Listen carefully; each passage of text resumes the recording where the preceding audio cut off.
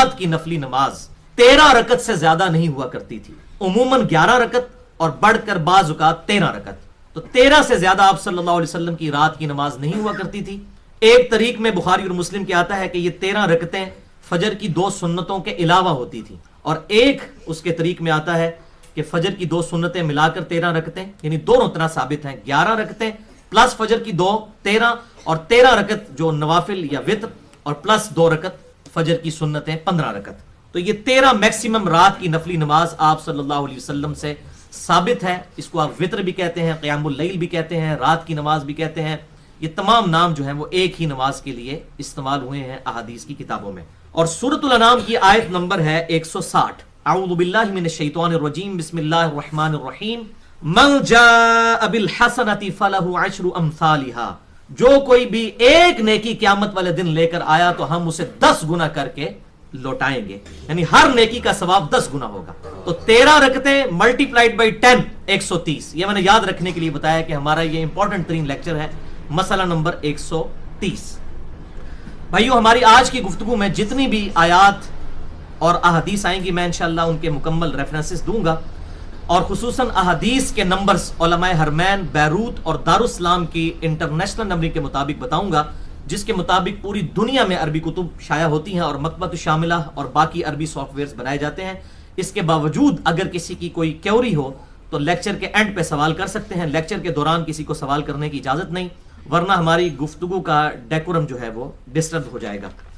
بھائیو، پچھلے 5 سالوں میں مجھے سینکڑوں ای میلز صرف نماز وتر کے ٹاپک کے اوپر ریسیو ہوئیں، اور میں اللہ تعالیٰ کا شکر ادا کرتا ہوں کہ الحمدللہ آج اللہ تعالیٰ نے ہمیں یہ موقع دیا ہے کہ ہم اس ایشو کو بھی فرقہ واریت کی لعنت سے بالاتر ہو کر ریکارڈنگ میں لے آئیں، اور انشاءاللہ یہ قیامت تک کے لیے ایک ویڈیو بک تیار ہو جائے نماز وتر کے ٹاپک کے اوپر، کیونکہ آپ عموماً نماز کی کتابیں اٹھا کر بھی دیکھیں، خصوصاً اس مکتبہ فکر کی جن کا بڑا دعویٰ ہے کہ ہم کتاب و سنت کے منہج پہ چلنے والے ہیں، تو وہ بھی آپ کو نماز وتر کے معاملے میں کہیں نہ کہیں ڈنڈی مارتے ہوئے نظر آئیں گے۔ باقی لوگوں کو تو چھوڑ دیں، باقیوں کا تو علمی شغف ہی کوئی نہیں ہے، تو نام لینے کی ضرورت نہیں، اشارتاً آپ کو پتہ چل گیا ہوگا۔ تو انشاءاللہ آج کی گفتگو فرقہ واریت کی لعنت سے بالاتر ہو کر نماز وتر کے اوپر ایک انشاءاللہ ویڈیو بک تیار ہو جائے گی۔ اور بھائیو، میں آج کی گفتگو کے حوالے سے وہ جملہ ریپیٹ کر دوں جس کے بغیر میری تسلی نہیں ہوتی کہ الحمدللہ بھائیو، میری روٹی دین کے ساتھ نہیں جڑی ہوئی، اور میں اپنی ذات کی خاطر دین سے 1 روپیہ کمانے کو بھی قطعاً حرام سمجھتا ہوں، کسی پہ فتویٰ نہیں، اپنی ذات کی خاطر۔ اور یہی وجہ ہے کہ میں نے فرقہ واریت کو 3 طلاقیں دے کر اور 4 تکبیریں پڑھ کر ہمیشہ کے لیے دفنا دیا ہے، کیونکہ جو شخص فرقہ واریت میں پڑ جائے اور اس کی روٹی دین سے جڑ جائے وہ کبھی بھی آپ کو حق بات نہیں بتائے گا، الا ماشاء اللہ۔ ہاں، یہ کوئی ہو سکتا ہے الا ماشاء اللہ، ادروائز یہ بڑا مشکل کام ہے، کیونکہ جب روٹی دین سے جڑ جائے تو وہ پھر مسجدیں اور مدرسے اور مکاتب فکر، جس میں پنجابی کہنا ٹھیے بن جاتے ہیں، سورس آف انکم بن جاتے ہیں، حق بات کرنا بڑا مشکل ہو جاتا ہے۔ مسجد کمیٹیاں علماء کو فارغ کر دیتی ہیں، اسی طریقے سے مسجد کمیٹیاں جو ہیں وہ اہل تشیع کے ذاکرین کو فارغ کر دیتی ہیں۔ بہرحال، اور آپ میں سے اکثر لوگ میرے ماضی سے بھی واقف ہیں کہ میں تقریباً 31 سال تک بریلوی رہا، اس کے بعد کچھ عرصہ دیوبند اور اہل حدیث، اور پھر ایز اے اسٹڈی کچھ عرصہ اہل تشیع کے ساتھ بھی گزرا۔ آج بھی میں سب کی باتیں سنتا ہوں، جو حق بات ہو اس کو قبول کرتا ہوں، اور جہاں پر اختلاف ہو تو علمی دلائل کے ساتھ بغیر کسی کلمہ گو مسلمان کی تکفیر کیے اصلاح کی کوشش کرتا ہوں، اور یہی ایک مسلمان کا ایٹیچیوڈ ہونا چاہیے، ادروائز اصلاح کا دروازہ جو ہے یہ بند ہو جاتا ہے۔ تو بھائیو، انشاءاللہ آج نماز وتر کے حوالے سے ہم 3 علمی پوائنٹس ڈسکس کریں گے، اور یہ 3 کی نسبت صحیح بخاری کی اس حدیث سے ہے انٹرنیشنل نمبر کے مطابق 993 سیدنا ابو بکر علیہ السلام رضی اللہ تعالی عنہ کہ جو پوتے ہیں قاسم بن محمد بن ابی بکر رحمہ اللہ تعالی رضی اللہ تعالی عنہ وعلیہ السلام، ان کا قول صحیح سند کے ساتھ صحیح بخاری میں انٹرنیشنل نمبر کے مطابق 993 نمبر موجود ہے۔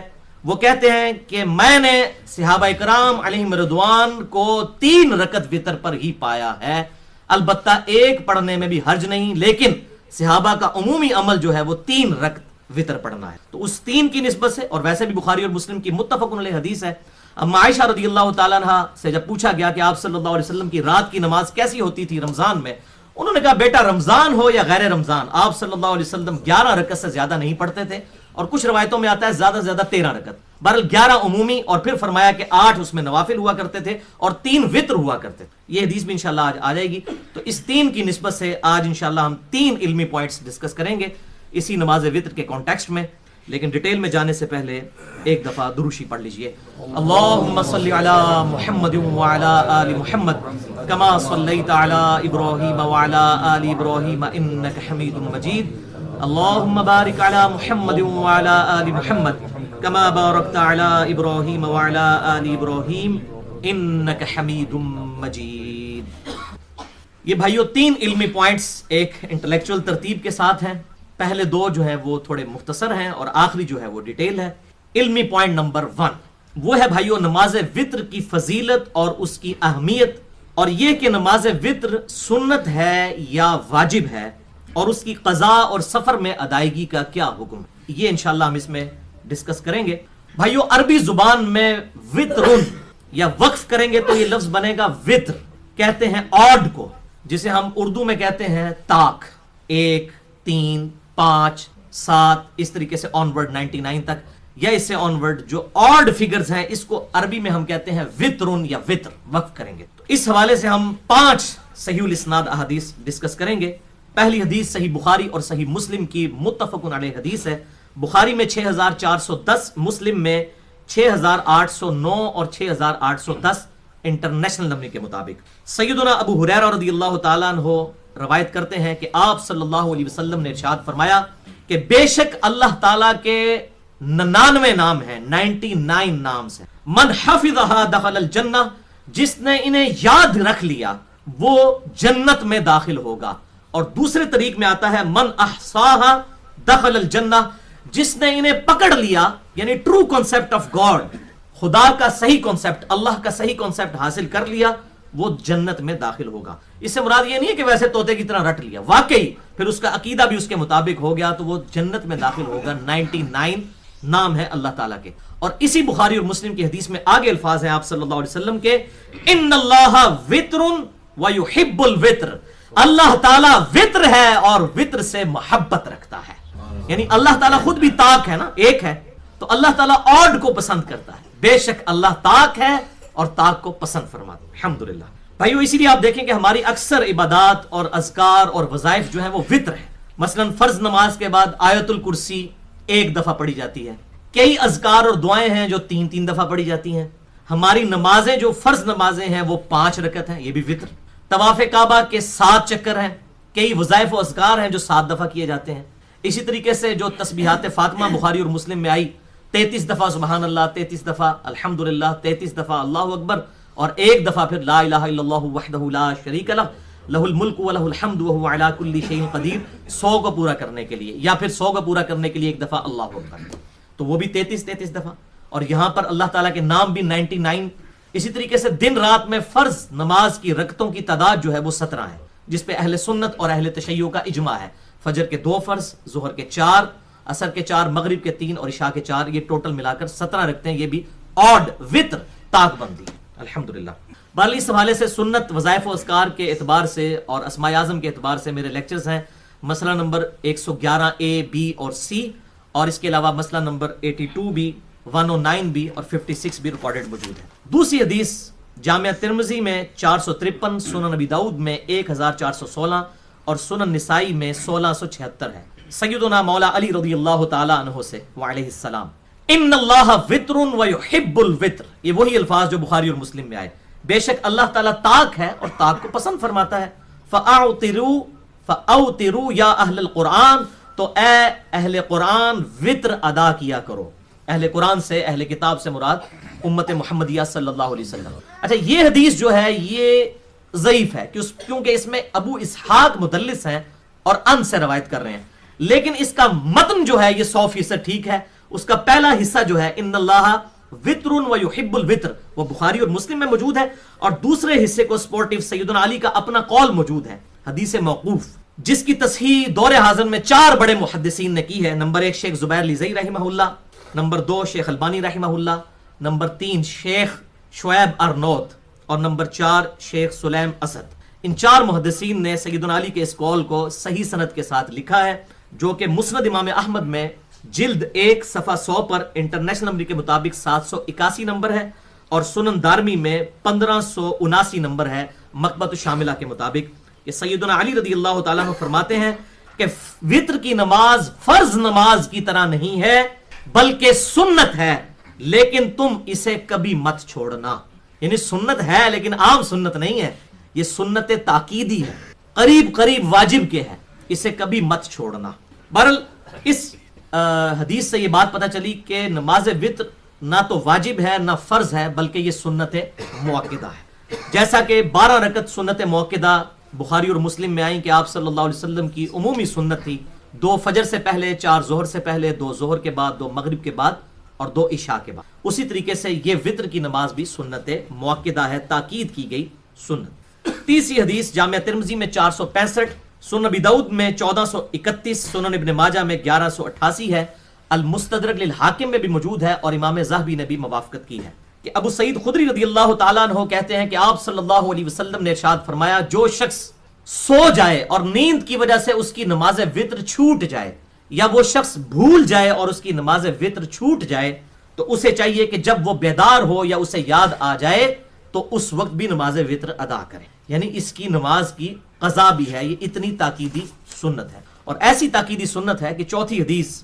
جو بخاری اور مسلم کی متفق علیہ حدیث ہے، بخاری میں 1098 اور مسلم میں 1615، ابن عمر رضی اللہ تعالیٰ عنہما کہتے ہیں کہ آپ صلی اللہ علیہ وسلم سفر کے دوران اپنی سواری پر نفلی نماز ادا فرمایا کرتے تھے، اور اس میں قبلے کا اہتمام بھی نہیں کرتے تھے. استقبال قبلہ شرط نہیں ہے نفلی نمازوں کے لیے، جب سواری جہاں بھی مڑے تو نماز پڑھتے رہیں. اور آپ صلی اللہ علیہ وسلم وتر بھی سواری پر ادا فرمایا کرتے تھے، یعنی سفر میں بھی وتر نہیں چھوڑتے تھے.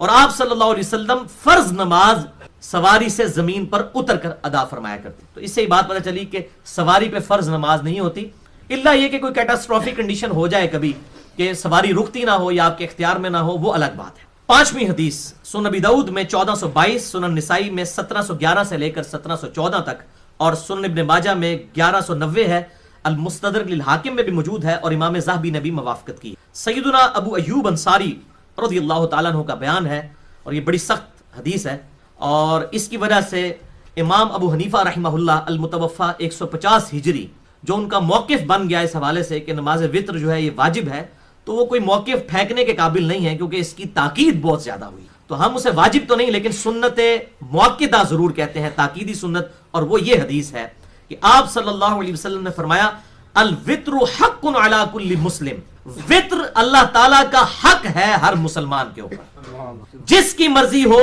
5 پڑھنے کی تو وہ 5 پڑھے، جس کی مرضی ہو 3 پڑھنے کی وہ 3 پڑھے، اور جس کی مرضی ہو 1 پڑھنے کی تو وہ 1 پڑھے. تو آپ صلی اللہ علیہ وسلم نے سارے آپشنز سامنے رکھ دی. بہرحال بھائیو، وتر کے معاملے میں واجب اور سنت کی بحث میں پڑھنے کی بجائے ہمیں اتباع سنت کے اوپر ایمفسائز کرنا چاہیے. اور اس حوالے سے بڑی اہم ترین ایک حدیث ہے جو کئی ایک عقدے حل کرنے والی ہے، اور وہ حدیث ہے مسند امام احمد میں جلد 2 صفحہ نمبر 29 پر انٹرنیشنل نمبر کے مطابق 4834، الموطا امام مالک میں بھی موجود ہے، مشکات میں 1280 نمبر ہے، اور مصنف ابن ابی شیبہ میں بھی انٹرنیشنل نمبر کے مطابق صحیح سند کے ساتھ 6850 ہے. کہ ابن عمر رضی اللہ تعالیٰ عنہ سے پوچھا گیا کہ بتائیے آپ کی کیا رائے ہے، وتر کی نماز واجب ہے یا کہ سنت؟ تو ابن عمر رضی اللہ تعالیٰ عنہ نے بڑا خوبصورت جواب ارشاد فرمایا. انہوں نے فرمایا کہ آپ صلی اللہ علیہ وسلم وتر پڑھتے تھے، مسلمان بھی وتر پڑھتے آ رہے ہیں، لہٰذا تم وتر پڑھو. وہ دی پھر بھی تسلی نہیں ہوئی، وہ کہنا نہیں جناب منو دسو کہ واجب ہے کہ سنت. تو ابن عمر کو پھر غصہ آ گیا. انہوں نے فرمایا تیری عقل کام نہیں کرتی؟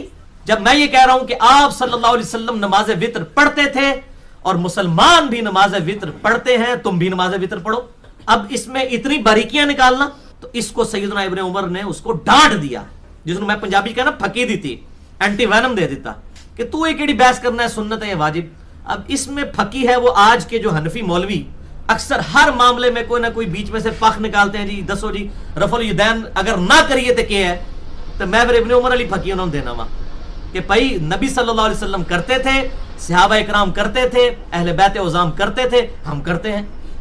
اس طرح کی بحثوں کو، اس قسم کی چیزوں کو اٹھانا اور دین کے اندر بگاڑ پیدا کرنا، یہ اس زمانے میں بھی لوگ موجود تھے، ہر زمانے میں گمراہ لوگ موجود رہے، اور ان کے ساتھ ابن عمر کا ایٹیچیوڈ دیکھیں. اور رفع الیدین کے معاملے میں تو بڑا سخت ایٹیچیوڈ تھا، जुज़ रफ़ुल यदैन इमाम बुखारी की जो किताब है उसमें सही सनद के साथ इंटरनेशनल नंबर के मुताबिक 15 नंबर सैयदना इब्न उमर रदियल्लाहु ताला अन्हो का एक असर मौजूद है कि आप रदियल्लाहु ताला अन्हो उस शख्स को कंकरियां मारा करते थे जो नमाज में सुस्ती की वजह से रफ़ुल यदैन छोड़ देता था, यानी उसको हल्का समझ के ये खैर कर लिया ठीक, तो इब्न उमर से कंकरियां, जिस तरह आजकल सऊदी अरब के मौलवियों ने जलसा इस्तराहत छोड़ दिया हुआ है, वो डायरेक्ट नमाज में खड़े होते हैं।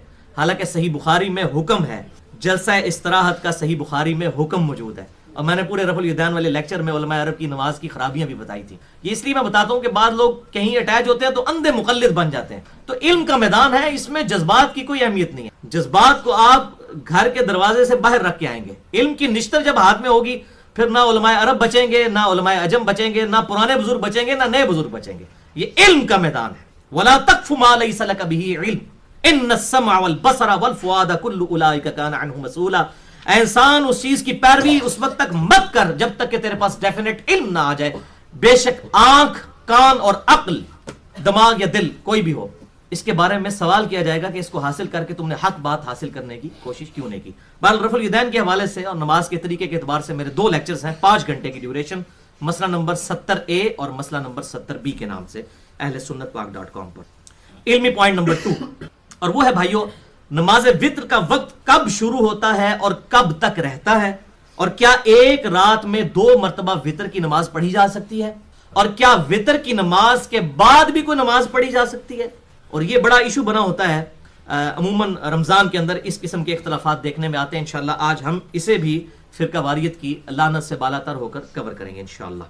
भाइयों, नमाज वित्र का जो वक्त है ये नमाज इशा से लेकर तुलुए फज्र तक रहता है, फजर का वक्त दाखिल होने तक पूरी रात।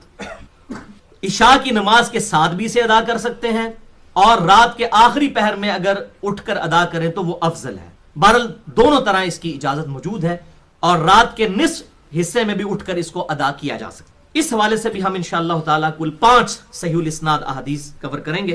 पहली हदीस सही मुस्लिम में है, इंटरनेशनल नंबर के मुताबिक 1766 नंबर है, और मिशकात में भी ये मौजूद है 1260 नंबर कि सैयदना जाबिर रज़ियल्लाहु ताला अन्हु कहते हैं कि आप सल्लल्लाहु अलैहि वसल्लम ने इरशाद फरमाया कि जिस शख्स को यह अंदेशा हो कि वो रात के आखिरी पहर नहीं उठ सकेगा तो उसे चाहिए कि रात को नमाज इशा के साथ ही वितर अदा करके सोए, और जिसे आखिरी पहर में उठने की उम्मीद हो तो उसे चाहिए कि रात के आखिरी पहर में ही उठकर नमाज वितर अदा करे, क्योंकि वो वक्त ऐसा है कि उस वक्त फरिश्ते हाजिर होते हैं और वो अफजल तरीन वक्त है। ये आप सल्लल्लाहु अलैहि वसल्लम ने इरशाद फरमाया। दूसरी हदीस मुस्नद इमाम अहमद में जिल्द 6 सफ़ा 7 पर हदीस नंबर है 23902। सैयदना अबू बसरा रज़ियल्लाहु ताला अन्हु रवायत करते हैं कि आप सल्लल्लाहु अलैहि वसल्लम ने इरशाद फरमाया, बेशक अल्लाह ताला ने तुम पर एक जायद नमाज मुकर्रर कर दी है, तुम उसकी पाबंदी करो। अब ये भी हदीस इमाम अबू हनीफा रहमहुल्लाह के मौकिफ की किसी हद तक तायीद करती हमें नजर आती है। एक जायद नमाज आयद कर दी है, तुम इसकी पाबंदी इख्तियार करो। अल्लाह ने उसका वक्त इशा से फजर तक मुकर्रर किया है और वो नमाज वित्र है। ये आप सल्लल्लाहु अलैहि वसल्लम ने इरशाद फरमाया। अच्छा, इस हवाले से एक जाली रवायत भी पेश की जाती है, खुसूसन हनफियों की तरफ से, बिल्कुल जाली झूठी रवायत है वो, और वो रवायत है सुनन दारकुतनी से लेते हैं वो। उस रवायत में आमश मुदल्लिस है और अन से रवायत कर रहे हैं, समा की तसरीह कोई नहीं मौजूद, इस वजह से भी ज़ईफ है। और दूसरा एक और रावी है याहिया बिन ज़करिया, वो भी पक्के ज़ईफ रावी हैं। बार मैं वो रवायत बयान कर देता हूँ। उस रवायत के अल्फाज ये हैं कि आप सल्लल्लाहु अलैहि वसल्लम ने इरशाद फरमाया कि जिस तरीके से मगरिब की नमाज ये दिन के वित्र है, इस तरह इशा की नमाज के साथ जो वित्र है वो रात के वित्र है। तो जाली रवायत वैसे ही पकड़ी जाती है अकलन भी। मगरिब की नमाज तो दिन की नमाज है ही नहीं है। इस्लाम में तो गुरूब आफ्ताब के बाद रात शुरू हो जाती है, तो मगरिब की नमाज अगर दिन की नमाज होती तो ये दिन के वित्र कैसे बन सकते हैं, क्योंकि नमाज ही रात की है। हाँ, असर की अगर 3 रखते होती तो ये जाली रवायत चल सकती थी। बहरहाल ये रवायत उसूल मुहद्दिसीन पर भी सही नहीं है, ज़ईफ रवायत है। और ये मैंने इंसाफ समझा कि यहाँ पर जो अहनाफ धोखा देते हैं, 3 रकत सिर्फ 3 के ऊपर एम्फसाइज करने के लिए इस जाली रवायत से सहारा लेते हैं, तो ये बिल्कुल गलत है। जो सही रवायत है उसको हम मानते हैं अल्हम्दुलिल्लाह। तीसरी हदीस सही बुखारी और सही मुस्लिम की मुत्तफ़क़ुन अलैह हदीस है। बुखारी में इंटरनेशनल नंबर के मुताबिक 996, मुस्लिम में 1737 नंबर है। अम्मा आयशा रज़ियल्लाहु ताला अन्हा का बयान है कि रसूलुल्लाह सल्लल्लाहु अलैहि वसल्लम रात के तमाम औकात में नमाज वित्र अदा फरमा लिया करते थे। आप सल्लल्लाहु अलैहि वसल्लम कभी तो रात को फर्ज इशा के पढ़ने के साथ सुन्नतें वगैरह पढ़ने के बाद भी वित्र की नमाज पढ़ लेते, कभी रात के दरमियानी हिस्से में उठकर اور جب آپ صلی اللہ علیہ وسلم کی زندگی مبارک کے آخری ایام تھے تو آپ صلی اللہ علیہ وسلم عموماً سحری کے وقت میں اٹھ کر نماز وتر ادا فرمایا کرتے تھے. یہ تینوں طریقے آپ صلی اللہ علیہ وسلم سے سنت ثابت ہے الحمدللہ. اور اگلی چوتھی حدیث میری فیوریٹ حدیث ہے. یقین کریں یہ حدیث کتنے مسائل کو حل کرنے والی ہے, اور اسلام میں جو اللہ تعالیٰ نے آسانیاں دی ہیں اس کی ٹرو ڈیمونسٹریشن اس حدیث کے اندر موجود ہے. چوتھی حدیث سنن نبی داؤد میں 226 نمبر, سنن نسائی میں 223 اور 224, سنن ابن ماجہ میں 1354 اور مشکات میں بھی موجود ہے انٹرنیشنل نمبر کے مطابق 1263 نمبر. غضیف بن حارث کا بیان ہے کہ میں ایک دفعہ اما عائشہ رضی اللہ تعالیٰ عنہا کی خدمت میں حاضر ہوا اور میں نے ان سے 3 سوال پوچھے, زبردست قسم کے 3 سوال. وہ کہتے ہیں کہ نمبر 1 میں نے پوچھا اما جان یہ بتائیے کہ آپ صلی اللہ علیہ وسلم غسل جنابت جو فرض غسل ہے, میاں بیوی کا تعلق کی وجہ سے, اس دواجی تعلق کی وجہ سے جو فرض ہو جاتا ہے غسل, آپ صلی اللہ علیہ وسلم غسل جنابت کیا رات کے اول حصے میں اتارا کرتے تھے یا آخری پہر اٹھ کے اتارا کرتے تھے؟ تو اما عائشہ نے فرمایا کہ نبی صلی اللہ علیہ وسلم کبھی کبھار تو غسل جنابت رات کو ہی فرما لیا کرتے تھے اور کبھی آخری پہر میں اٹھ کر فرمایا کرتے تھے. تو اس نے کہا اللہ اکبر, اللہ بڑا ہے, الحمدللہ, اس اللہ کی تمام تعریفیں ہیں جس نے دین میں اتنی آسانی رکھی, الحمدللہ. یعنی یہ جو اکثر مشہور ہے کہ جی جناب جو بندہ بے غسلہ ہے تو وہ جناب یہ ہو جاتا ہے اور وہ ہو جاتا ہے, یہ بالکل جھوٹ ہے. نماز قضا نہیں ہونی چاہیے, اس دوران اگر غسل میں ڈیلے ہو جائے تو کوئی اس میں شریک گرفت نہیں ہے. دوسرا سوال اس نے کیا اما یہ بتائیے کہ آپ صلی اللہ علیہ وسلم نماز وتر عشاء کے ساتھ ہی پڑھ لیتے تھے یا آخری پہر میں اٹھ کر پڑھتے تھے؟ تو اما نے فرمایا کہ آپ صلی اللہ علیہ وسلم بسا اوقات عشاء کی نماز کے ساتھ ہی وتر پڑھ لیتے تھے اور بسا اوقات رات کے آخری پہر میں. تو اس نے کہا اللہ اکبر, الحمدللہ, تمام تعریفیں اس اللہ کے لیے ہیں جس نے دین میں اتنی آسانی رکھی ہے, الحمدللہ. تیسرا سوال اس نے کیا اما یہ بتائیے کہ آپ صلی اللہ علیہ وسلم جو نفلی نماز پڑھا کرتے تھے خصوصاً رات کے وقت, اس نفلی نماز میں آپ قرات جو ہے وہ آہستہ آواز سے کرتے تھے یا بلند آواز کے ساتھ؟ یہ اکثر ہم سے بھی سوال پوچھ رہے ہوتے ہیں جی اکیلے کمرے میں ہوں اور ہم زور اثر کی نماز پڑھ رہے ہیں یا سنت نوافل پڑھ رہے ہیں تو کیا قرات اونچی کر سکتے ہیں کہ نہیں؟ اس کا جواب اس کے اندر موجود. تو اما نے فرمایا کہ نبی صلی اللہ علیہ وسلم اپنی نفلی نمازوں میں بعض اوقات آہستہ آواز سے بھی قرات کیا کرتے تھے اور بعض اوقات اونچی آواز سے بھی کر لیا کرتے تھے. اس نے کہا اللہ اکبر, الحمدللہ, جس اللہ نے دین میں اتنی آسانیاں رکھی ہیں. تو آپ نفلی نماز اونچی آواز سے بھی پڑھ سکتے ہیں, گھروں کے اندر اونچی آواز سے بھی پڑھ سکتے ہیں آپ صلی اللہ علیہ وسلم. بلکہ بسا اوقات آپ صلی اللہ علیہ وسلم یہ سنا دیا کرتے تھے, جو صحیح مسلم میں حدیث ہے کہ اما عائشہ کہتی ہیں رضی اللہ تعالیٰ عنہا کہ آپ صلی اللہ علیہ وسلم فجر کی پہلی رکعت میں قل یا ایھا الکافرون اور دوسری رکعت میں قل ھو اللہ احد پڑھا کرتے تھے. تو یہ آپ صلی اللہ علیہ وسلم بلند آواز سے پڑھتے تھے, جبھی تو انہوں نے روایت کیا ہے, تو سنا دیا کرتے تھے آپ صلی اللہ علیہ وسلم امت کی تعلیم کی خاطر. بہرحال قیام اللیل کے حوالے سے, نماز تراویح, تہجد کے حوالے سے مسئلہ نمبر میرا 20 ریکارڈڈ موجود ہے ahlsunnatpak.com پر, اور وضو, غسل, استنجا اور اس حوالے سے مسئلہ نمبر 42 ریکارڈڈ موجود ہے. 5ویں حدیث اس کانٹیکسٹ میں دین میں آسانی کے لیے الحمدللہ بخاری اور مسلم کی متفق علیہ حدیث ہے. بخاری میں 1178, مسلم میں 1672.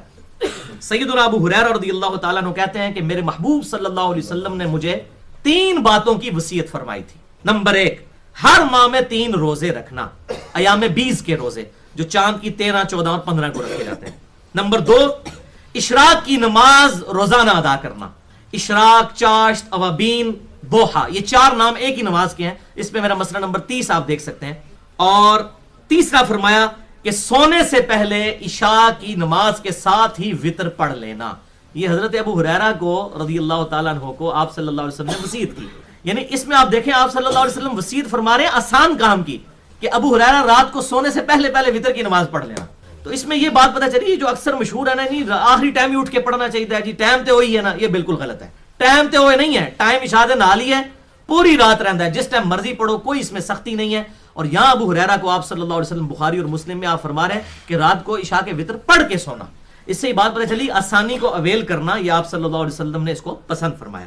بھائیو اب رہا مسئلہ وتر کی نماز کو رات کی آخری نماز بنانا, جس مسئلے میں عموماً ہمارے ہاں جو اہل حدیث مقدہ فکر کے لوگ ہیں ان کے ہاں کافی اختلاف پایا جاتا ہے, اور ان کے اندر جو مختلف 2 آراء پائی جاتی ہیں, اس حوالے سے میں انشاءاللہ اس میں جو حق بات ہے وہ بیان کروں گا تاکہ ان کا یہ پرابلم بھی حل ہو, جس کی وجہ سے ایک مصیبت کھڑی ہو جاتی ہے خصوصاً رمضان مبارک کے مہینے کے اندر. عرب کے اندر بھی ہوتا ہے, یہاں پر بھی ہمارے ملکوں کے اندر یہ پرابلم آتی ہے, اور وہ ہے کہ وتر کی نماز کو رات کی آخری نماز بنانا یا وتر کی نماز کے بعد کیا ان نماز کو ادا کی جا سکتی ہے, اس حوالے سے. تو بھائیو اس میں عموماً 2 حدیثوں سے لوگ رزلٹ نکالتے ہیں، اور وہ دونوں حدیثیں بخاری اور مسلم سے ہیں. پہلی حدیث صحیح بخاری اور مسلم کی متفق علیہ حدیث، بخاری میں 998، مسلم میں 1755 ہے. سیدنا عبداللہ بن عمر رضی اللہ تعالیٰ عنہ کہتے ہیں کہ آپ صلی اللہ علیہ وسلم نے ارشاد فرمایا کہ اپنی رات کی آخری نماز کو وتر بناؤ، یعنی طاق بنا دو، آڈ بنا دو، وتر بناؤ اسے. اور دوسری حدیث بخاری میں 990، مسلم میں 1748 ہے کہ نبی صلی اللہ علیہ وسلم نے ارشاد فرمایا رات کی نماز 2 رکعت نوافل ہے، جب تمہیں صبح ہو جانے کا اندیشہ ہو تو 1 رکعت ساتھ ملا دو، یہ تمہاری پوری نماز کو وتر کر دے گی. 1 رکعت 2 جمع 2 جمع 2 جمع 2 یوں کرتے جائیں تو یہ ایون بنے گی، اور جیسے ہی 1 رکعت ساتھ ملائیں گے وہ پوری کو آڈ کر دے گی. اگر 2 پڑھی ہوئی ہیں تو 3 کر دے گی، 4 پڑھی ہوئی ہیں تو 5 کر دے گی، 6 پڑھی ہوئی ہیں تو 7 کر دے گی. تو آخر میں 1 رکعت وتر پڑھ لو، تمہاری پوری نماز کو وہ آڈ کر دے گی. اب اس حوالے سے سیدنا عبداللہ بن عمر رضی اللہ تعالیٰ عنہ کا ایک عمل ملتا ہے کہ وہ اگر عشاء کی نماز کے ساتھ وتر پڑھ لیتے اور اس کے بعد ان کو پھر نوافل پڑھنے کو دل کرتا تو وہ اپنے وتروں کو توڑ لیا کرتے تھے، یعنی 1 رکعت مزید پڑھتے تھے تاکہ وتر جو ہے دوبارہ جفت بن جائے، اور پھر نوافل پڑھتے تھے، اور پھر اینڈ پہ دوبارہ سے وتر کی نماز پڑھتے تھے، یعنی ایک رات میں 3 دفعہ وہ وتر پڑھ لیتے تھے. اور یہ الموطا امام مالک میں انٹرنیشنل نمبر کے مطابق جلد 1 صفحہ 125 پر 272 نمبر اثر ہے، اور مشکات میں بھی 1282 نمبر موجود ہے. لیکن یہ جب میں پڑھتا تھا تو مجھے یہ بات سمجھ نہیں آتی تھی کہ ابن عمر رضی اللہ تعالیٰ عنہ کا یہ جو عمل ہے یہ احادیث میں فٹ ان نہیں بیٹھتا. تو الحمدللہ اس حوالے سے مجھے ایک ایسا اثر مل گیا ابن عمر کا جس سے یہ بات پتہ چل گئی کہ یہ ابن عمر کا عمل اپنا اجتہاد تھا. یہ نبی صلی اللہ علیہ وسلم سے انہوں نے نہیں سیکھا تھا ایسا کرنا کہ وہ وتر کو توڑتے تھے، پھر نوافل پڑھتے تھے، پھر وتر تیسری دفعہ پڑھتے تھے. اور وہ مسند ابن الجعد کے اندر حدیث نمبر ہے 379 انٹرنیشنل نمبر کے مطابق جلد 1 صفحہ 435 پر ابن عمر رضی اللہ تعالیٰ عنہ جب یہ عمل کیا کرتے تھے کہ اپنے رات کو وتر توڑتے تھے، پھر نوافل پڑھ کے پھر وتر پڑھتے تھے، تو پھر ساتھ فرمایا کرتے تھے کہ میں نے نبی صلی اللہ علیہ وسلم سے یا خلفائے راشدین کسی سینئر صحابی سے اس معاملے میں کچھ نہیں سنا، یہ میرا ذاتی اجتہاد ہے. تو ظاہر ذاتی اجتہاد ہوگا تو اس میں بسا اوقات غلطی بھی لگ جاتی ہے، جبکہ ہمیں مرفوع حدیث مل جائے بالکل من و ان اس کے اعتبار سے اور باقی صحابہ کا عمل بھی مل جائے. اگر ان کا ذاتی اجتہاد ہوتا ہمارے لیے حجت رہتا جب تک کہ دوسرے صحابہ اس کی مخالفت نہ کر دیتے. جیسا کہ داڑھی کے معاملے میں جو ابن عمر کا اجتہاد ہے وہ 100% اسی حدیث کا فہم ہے، کیونکہ اس کی مخالفت میں کسی صحابی سے کوئی اور چیز نہیں ملتی. یہاں پر ہمیں ایک حدیث بھی ملی اور ایک صحابی کا عمل بھی ملا، وہ میں آپ کو بتا دیتا ہوں تاکہ آپ کا یہ ایشو بھی ریزالو ہو جائے. الحمدللہ 100% صحیح سند کے ساتھ یہ روایت موجود ہے. جامعہ ترمذی میں 470، سنن ابی داؤد میں 1439، سنن نسائی میں 1680 نمبر. یہ بڑی اہم ترین حدیث ہے، فل اٹینٹو ہو کر سنیں. قیس بن طلق رحمہ اللہ کا بیان ہے، یہ تابعی تھے. وہ کہتے ہیں کہ سیدنا طلق بن علی رضی اللہ تعالیٰ عنہ صحابی، وہ رمضان مبارک میں ہمیں ملنے کے لیے آئے تو انہوں نے ہمیں قیام اللیل کروایا، یعنی رات کی نماز پڑھائی. اس کے بعد اینڈ پر انہوں نے وتر کی نماز بھی ہمیں پڑھائی قیام اللیل میں، اور پڑھا کر پھر وہ اپنے گاؤں واپس چلے گئے تو یہ بھی ان کے ساتھ چلے گئے. کہتے ہیں جب اپنے گاؤں گئے تو ان کے گاؤں کے لوگ بھی ان کے انتظار میں تھے کہ جناب تراویحیں انہوں نے نہیں پڑھانی ہے آ کے. تو انہوں نے جا کے دوبارہ وہاں پر قیام اللیل کروایا. ایک دفعہ قیام اللیل کر کے گئے، پھر دوبارہ ان کو بھی جا کر قیام اللیل کروایا، اور جب وتر پڑھنے کی باری آئی تو وہ مصلی چھوڑ کر پیچھے آ گئے اور ایک شخص کو مصلی پر کھڑا کیا اور کہا کہ تم انہیں وتر کی نماز پڑھاؤ، کیونکہ میں نے نبی صلی اللہ علیہ وسلم سے یہ بات خود سنی ہے، لا وترانی فی لیلہ، ایک رات میں 2 دفعہ وتر نہیں پڑھے جا سکتے. چونکہ میں وتر کی نماز پڑھ چکا ہوں اس لیے اب میں دوبارہ وتر نہیں پڑھوں گا، کیونکہ ایک رات میں 2 دفعہ وتر نہیں پڑھے جا سکتے. اس سے یہ بات پتہ چلی کہ ابن عمر کا اجتہاد صحیح نہیں تھا، وہ اس حدیث کے خلاف ہے، کیونکہ وہ 3 دفعہ پڑھ لیتے تھے. ایک دفعہ پڑھے، پھر اس کو توڑنے کے لیے ایک، اور پھر ایک. یہاں پر سیدنا طلق بن علی رضی اللہ تعالیٰ عنہ کی حدیث نے کرسٹل کلیئر کر دیا اس مسئلے کو جو انڈیا، پاکستان، بنگلہ دیش اور عرب کے اندر اہل حدیث کے ہاں ہمیشہ سے میں دیتا ہوں. رمضان مجھے بھی کہیں جب اتفاق ہوتا ہے قیام اللیل تو زیادہ ذوق و شوق سے ظاہر ہے یہی لوگ کرتے ہیں، باقی لوگ تو یعلمون تعلمون ہی نہیں سمجھ ہی آتا ہے، بس قیام اللیل اس طرح کر کے فارغ ہو جاتے ہیں. یہ الحمدللہ اہل محبت ہیں، قرآن سے محبت رکھنے والے لوگ، تو وہاں پر ہر دفعہ یہ بحثیں چھڑی ہوئی ہوتی ہیں، جی تسی راتی وتر نہ پڑھو جناب، صبح اٹھ کے پڑھنا، اے کرنا، تسی رک جاؤ، تسی بات کرنا، مصیبت پڑی ہوتی ہے. یہ حدیث سے بالکل کلیئر ہو گئی. کتنی زبردست باتیں اس سے کلیئر کٹ ہمیں پتہ چل گئی. ایک تو یہ بات پتہ چلی کہ قیام اللیل جو ہے 11 رکعت ہو یا اس کے اندر کوئی 8 مزید ایڈ کر دیتا ہے، یا کوئی 20 پڑھتا ہے 40 پڑھتا ہے، اس سے کوئی فرق نہیں پڑتا. کم از کم جو ہے وہ 8 رکعت ہے، اس کے بعد وتر 3. زیادہ سے زیادہ نوافل جتنے بھی کوئی ادا کرنا چاہے تو وہ کر سکتا ہے، کیونکہ یہ دیکھیں ایک دفعہ قیام اللیل کروا کے گئے اور پھر دوبارہ جا کے وہاں پر کروایا قیام اللیل، اور وتر دوبارہ نہیں پڑھے، اور کہا کہ نبی صلی اللہ علیہ وسلم نے فرمایا کہ وتر ایک رات میں ایک ہی دفعہ پڑھے جا سکتے ہیں، 2 دفعہ نہیں. اور دوسرا اس حدیث سے یہ مسئلہ بھی حل ہو گیا کہ نماز وتر کے بعد اگر کوئی نفل یا دوبارہ سے قیام اللیل کرے تو اس میں کچھ غلط نہیں ہے، کچھ حرج نہیں ہے. اور وہ جو حدیث تھی کہ اپنی نماز کو وتر بناؤ، اس کا صحیح فہم پھر یہ بنا کہ نماز آڈ ہی رہنی چاہیے، وتر ٹوٹنا نہیں چاہیے. اگر کوئی 11 رکعت پڑھ کے گیا اور پھر جا کر 8 رکعت دوبارہ کسی کو قیام اللیل کروایا، اس نے 8 اور 11 کتنے ہوئے؟ 19. تو یہ تاک ہی رہے، وتر ہی رہے. پھر کہیں تیسری جگہ جا کے 8 پڑھائے تو 19 اور 8 کتنے ہوئے؟ 27. پھر چوتھی جگہ جا کے پڑھائے تو 27 اور 8 کتنے ہوئے؟ 35. تو یہ وتر ٹوٹے گا نہیں، اس کا وہ آڈ ہی رہے گا. آخر سے مراد ہے کہ الٹیمیٹلی وتر نماز رہنی چاہیے. اس کا یہ فہم نہیں ہے کہ وتر بالکل اینڈ پہ جا کے پڑھے جائیں، ورنہ نبی صلی اللہ علیہ وسلم خود بھی وتر کے بعد نوافل پڑھتے تھے. صحیح مسلم میں موجود ہے حدیث، وہ انشاءاللہ میں اسی کانٹیکسٹ میں بتا بھی دیتا ہوں یہاں پر، تاکہ یہ مسئلہ بالکل اس حوالے سے حل ہو جائے. اس حوالے سے 3 صحیح الاسناد احادیث ہیں کہ آپ صلی اللہ علیہ وسلم خود وتر کے بعد نوافل پڑھتے تھے.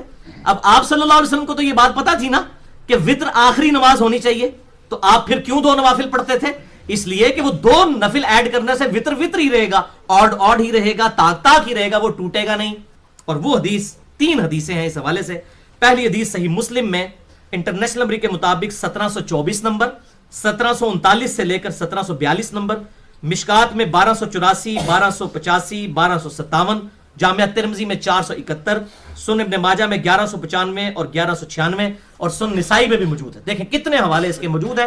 ام سلمہ رضی اللہ تعالیٰ عنہ ام المؤمنین، اور ام المؤمنین ام عائشہ رضی اللہ تعالیٰ عنہ کا بیان ہے کہ نبی صلی اللہ علیہ وسلم نماز وتر کے بعد 2 رکعت بیٹھ کر نماز نوافل ادا کیا کرتے تھے. اور یہ کانا کے سیغے کے ساتھ ہے، کنٹینیوس ٹینس کے ساتھ، کہ آپ صلی اللہ علیہ وسلم Prophet used to offer 2 نفل آفٹر وتر.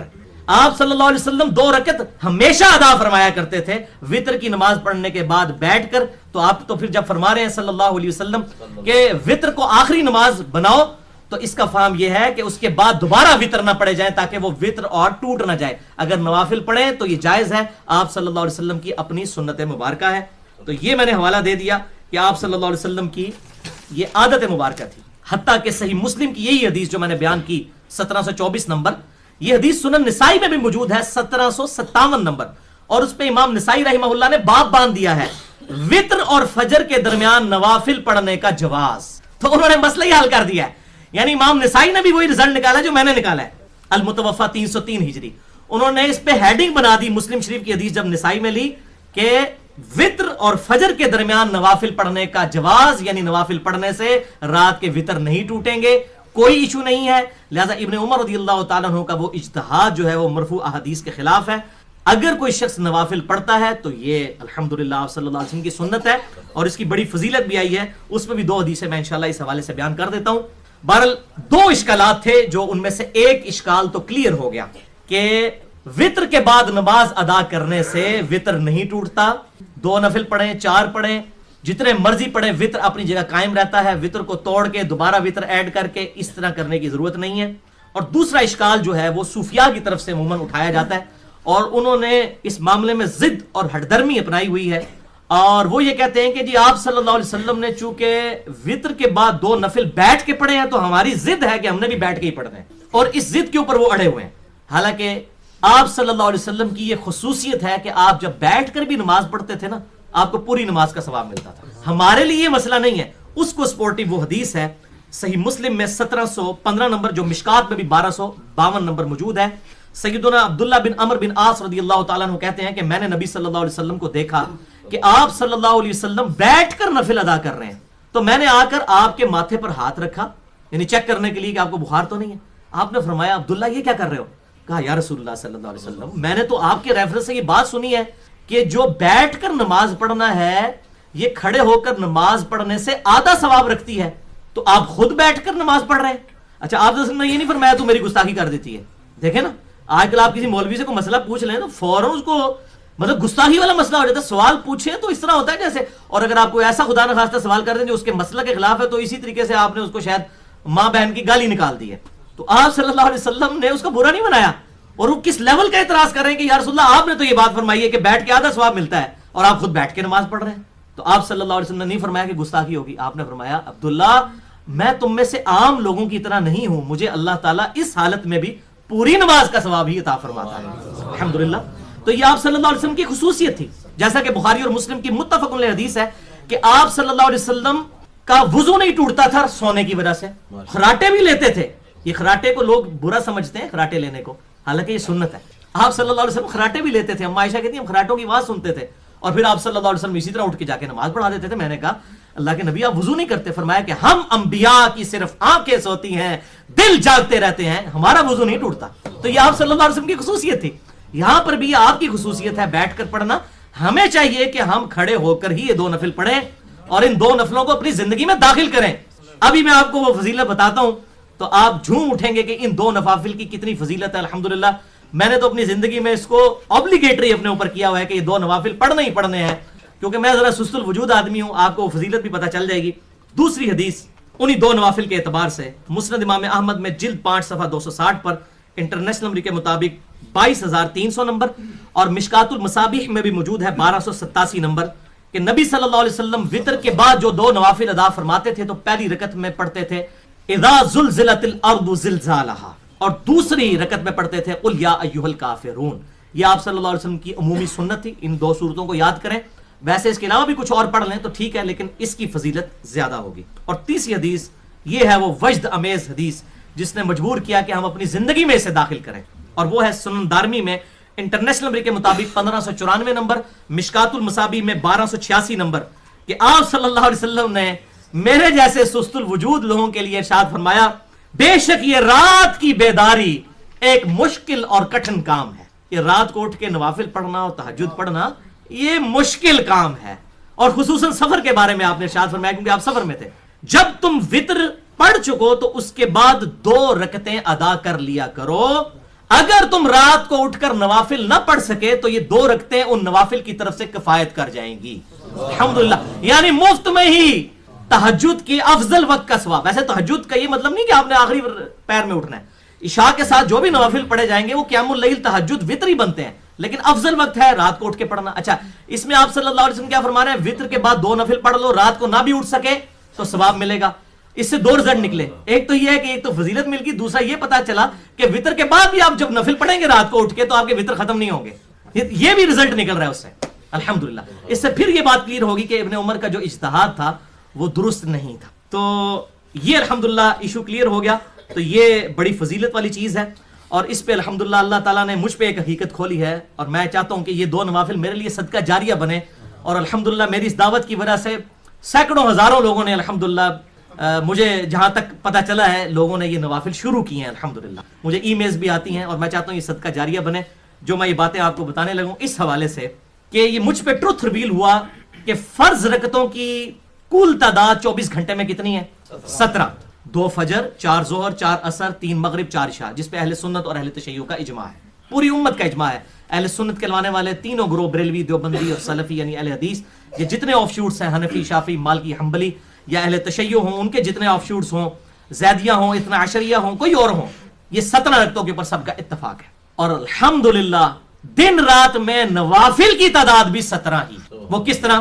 12 تو وہ سنتیں ہوگی موقعہ جو بخاری اور مسلم میں آیا کہ آپ صلی اللہ علیہ وسلم کا ہمیشہ یہ عمل تھا 2 فجر سے پہلے, 4 ظہر سے پہلے, 2 ظہر کے بعد, 2 مغرب کے بعد, 2 عشاء کے بعد. یہ 12 رکعتیں آپ صلی اللہ علیہ وسلم پڑھتے تھے, اور بخاری اور مسلم کی متفق علیہ حدیث ہے جو یہ 12 رکعتیں پڑھ لے گا اللہ تعالیٰ اسے جنت میں ایک محل عطا فرمائے گا. لہٰذا اس سے یہ بات پتہ چلی کہ بخاری میں جو ابن عمر کا عمل آتا ہے نا کہ ہم نے ظہر سے پہلے 2 رکعتیں بھی پڑھی, تو وہ 2 رکعتیں عین ممکن ہے کہ آپ صلی اللہ علیہ وسلم اپنے گھر پڑھ کر آئے ہوں اور 2 رکعتیں آپ نے مسجد میں پڑھی ہوں, کیونکہ 4 رکعتیں بھی 2 کر کے پڑھنا زیادہ افضل ہے. اکٹھی ایک سلام سے بھی پڑھ سکتے ہیں. میں نے صلاۃ و تسبیح والے لیکچر مسئلہ نمبر 91 میں دونوں کا جواز بتایا. تو وہ ابن عمر کا جو وہ موقف ہے کہ 2 بھی پڑھی, تو لیکن وہ 12 رکعتیں تو پھر پوری نہیں ہوں گی نا, تو 2 اگر پہلے پڑھ لی تو بعد میں آپ 4 پوری کر لیں, وہ والی 2 جو چھوٹ کی بعد میں پڑھ لیں. یا ہو سکتا ہے کہ آپ صلی اللہ علیہ وسلم گھر پڑھ کر آئے ہوں, کیونکہ 12 رکعتوں پر بشارت ہے جنت میں محل کی بخاری اور مسلم میں. تو 12 رکعتیں وہ ہوگی. 3 وتر عمومی عمل ہو گیا جو صحیح بخاری میں 993 نمبر اثر ہے, कासिम बिन मोहम्मद बिन अबी बकर कहते हैं कि मैंने तो सहाबा इकराम को 3 रकत वितर पे ही पाया है अलैहिम रिदवान। 12 और 3 कितनी होगी? 15। और 2 नफिल आप इन 3 वितरों के बाद पढ़े तो कितनी होगी? 17। ये अल्हम्दुलिल्लाह एक मेरा इज्तिहाद है कि ये अल्हम्दुलिल्लाह 17 आपकी इन्वेंट्री साथ साथ तैयार हो रही है। 17 फर्ज रकतें रोज की हो रही हैं और 17 नफली भी जमा होती जा रही हैं। इसका फायदा क्या होना है? ऑटोमेटिकली आपकी कज़ाए उम्री की कंपनसेशन हो रही है। ये जो कज़ाए उम्री कभी रमजान में पढ़ा रहे होते हैं, कभी कहते हैं इतनी सालों की नमाजों का हिसाब लगाओ, और कोई भाई ये चीज नहीं है। तौबा करें, नवाफिल कंपनसेशन कर देंगे छूटे हुए फर्जों का। हां, तौबा के बाद जब कभी फर्ज नमाज छूटे वो साथ साथ पढ़नी होगी, लेकिन जो जमाने जहलियत में कभी अल्लाह की तरफ तवज्जो नहीं थी, जो वो छूट गई नमाजें, वो अल्लाह ताला की तरफ से माफ है इंशाल्लाह। इस पे कभी मैं डिटेल गुफ्तगू भी करूंगा, वैसे तो अहले अकल के लिए इतनी गुफ्तगू काफी है इस हवाले से अल्हम्दुलिल्लाह। तो वो हदीस आप सुन लीजिए, ये जो इन्वेंटरी स्टोरेज तैयार हो रही है 17 नवाफिल की, वो सुन नबी दाऊद में 864 से 866 तक, मिशकात में 1330 नंबर है कि आप सल्लल्लाहु अलैहि वसल्लम ने इरशाद फरमाया, क़यामत वाले दिन सबसे पहले नमाज के बारे में सवाल होगा। जिसकी नमाज दुरुस्त निकल आई उसकी अगली मंजिलें आसान होती चली जाएंगी, और जिसकी नमाज दुरुस्त ना निकली उसकी अगली मंजिलें मुश्किल दर मुश्किल होती चली जाएंगी। और जब फराइज में कमी निकलेगी तो अल्लाह ताला फरिश्तों से फरमाएगा कि देखो मेरे बंदे के कोई नफिल मौजूद है तो उन्हें फर्जों के इक्विवेलेंट तोल लो। यानी वो नफिल मौजूद होंगे तो वो फराइज के इक्विवेलेंट तोल लिए जाएंगे, फर्जों की कोताही उससे पूरी कर दी जाएगी। तो ये इन्वेंटरी आपकी रोजाना की एक दिन की क़ज़ाए उम्री बनती जा रही है नवाफिल के जरिए अल्हम्दुलिल्लाह। तो ये नवाफिल है। हम सुन्नत मौक़िदा गैर मौक़िदा ये टर्म्स जो है ये फिक्र की टर्म है। हदीस में 2 ही टर्म है, फर्ज और नवाफिल। जो सुन्नतें हम जिनको कहते हैं ये नवाफिल ही आए हैं। आप बुखारी मुस्लिम उठा के देखें तो आएगा कि 12 नवाफिल आप हमेशा पढ़ते थे, जो 2 फजर से पहले, 4 जोर से पहले, 2 जोर के बाद, 2 मगरिब के बाद, 2 इशा के बाद। ये नफल अरबी में कहते हैं इजाफी नमाज को, इसलिए इनफाल, माले गनीमत को हम इनफाल, नफल की जमा, कि वो मकसद माले गनीमत समेटना नहीं होता, ये इजाफी तोहफा मिल जाता है अल्लाह ताला की तरफ। तो नफल उनकी जमा है इनफाल। तो ये अल्हम्दुलिल्लाह स्टोरेज तैयार है और ये आपकी ऑटोमेटिकली जो है वो कंपनसेशन भी साथ साथ तैयार होती जा रही है इंशाअल्लाह ताला। क़ज़ाए उम्री ऑटोमेटिकली आपकी तैयार हो रही है। भाइयों, आपने गौर किया होगा कि मैंने जितनी हदीसें बयान की, बाद में मुझसे स्किप भी हो गया, लेकिन मेजॉरिटी में मैंने मिशकात के हवाले भी दिए। Mishkat is the encyclopedia of हदीस। हदीस का इंसाइक्लोपीडिया है मिशकातुल मसाबीह। ये जितनी मैं हदीसें बयान कर रहा हूं 99% हदीसें आपको मिशकात में एक जगह कंबाइंड फॉर्म में मिल जाएंगी। यही वजह है कि मैंने एक एक्सक्लूसिव लेक्चर दिया है मिशकात के ऊपर, मसला नंबर 111B, मिशकातुल मसाबीह का मुकम्मल तारुफ, और उसमें मैंने काफी डिटेल के साथ इस हवाले से गुफ्तगू की है। अल्हम्दुलिल्लाह हमारे 2 इल्मी पॉइंट्स कवर हो गए हैं, अब आखिरी इल्मी पॉइंट अभी बाकी है, लेकिन एक दफा दुरूद शरीफ पढ़ लीजिए। अल्लाहुम्मा सल्लि अला मुहम्मद व अला आलि मुहम्मद कमा सल्लैता अला इब्राहीम व अला आलि इब्राहीम इन्नका हमीदुम मजीद। अल्लाहुम्मा बारिक अला मुहम्मद व अला आलि मुहम्मद कमा बारकता अला इब्राहीम व अला आलि इब्राहीम इन्नका हमीदुम मजीद। इल्मी पॉइंट नंबर 3, और वो है नमाज वित्र की कुल रकतें कितनी हैं, उनको अदा करने के तरीके क्या हैं, खुसूसन 8 सुन्नत तरीके, और दुआए वित्र कौन सी है, और अगर किसी को दुआ ना आती हो तो वो क्या करे। इस हवाले से जितने मसाइल हैं इंशाअल्लाह मैं उसे कवर करूंगा। उस हदीस को याद कर लीजिए जो बुखारी और मुस्लिम की मुत्तफकुन अलैह हदीस है, बुखारी में 1170 और मुस्लिम में 1720, कि आप सल्लल्लाहु अलैहि वसल्लम की रात की नफली नमाज ज्यादा से ज्यादा 13 रकत हुआ करती थी। यानी 13 से ज्यादा आप सल्लल्लाहु अलैहि वसल्लम की नहीं हुआ करती थी नवाफिल, या आप उसे वित्र भी कह सकते हैं, क़यामुल लैल भी, 1, 3, 5, 7, 9, 11, 13 तक। तो अहादीस की रोशनी में नमाज वित्र की जो रकतों की तादाद है और उसके जो तरीके और फजीलत और अहमियत है, इस एतबार से सबसे बड़ी कलेक्शन जिस शख्स ने की है वो हमारे अहले सुन्नत के बड़े आइम्मा में से एक इमाम, जिनकी हमारी कुतुब सित्ता में भी किताब मौजूद है, इमाम अहमद बिन शुएब निसाई रहिमहुल्लाह ताला अल मुतवफ़ा 303 हिजरी हैं। उन्होंने नमाज वित्र के टॉपिक पे 200 हदीसें सुनन निसाई में जमा की हैं।